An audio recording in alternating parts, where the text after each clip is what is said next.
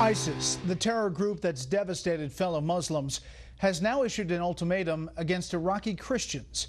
Chief Intelligence Correspondent Catherine Harridge on the latest example of religious persecution in the Middle East. Christians taking communion in northern Iraq. Facing a deadline to convert to Islam, pay a tax, or face death, they are fleeing in staggering numbers. According to the UN, hundreds of families. As armed militants with the Islamic State of Iraq patrol the streets, Christians report intimidation and theft. They asked us to get out of the car. We got out. They took our things and our bags, our money, everything we had on us. The ultimatum from the Islamic State's shadowy leader Abu Bakr al-Baghdadi was posted on the group's Twitter feed over the weekend. It gave Christians 72 hours to decide.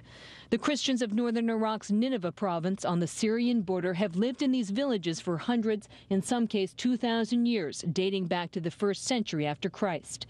The empty homes of Christian families who consider themselves the native people now carry Arabic writing that reads, "Long live the Islamic State." Our future is uncertain. Our house is now gone. They took it and put it under their name. Asked about the expulsion of Christians, the State Department condemned the action. These abominable acts, we are very clear that they only further demonstrate ISIL's mission to divide and destroy Iraq, and they have absolutely no place in the future of Iraq. But a key State Department position that monitors religious persecution and discrimination has been vacant since October, despite a recent pledge from the president at the National Prayer Breakfast. I look forward to nominating our next ambassador at large for international religious freedom to help lead these efforts. Recent data from the Pew Research Center concludes that Christians face higher rates of religious harassment in the Middle East and North Africa than any other region.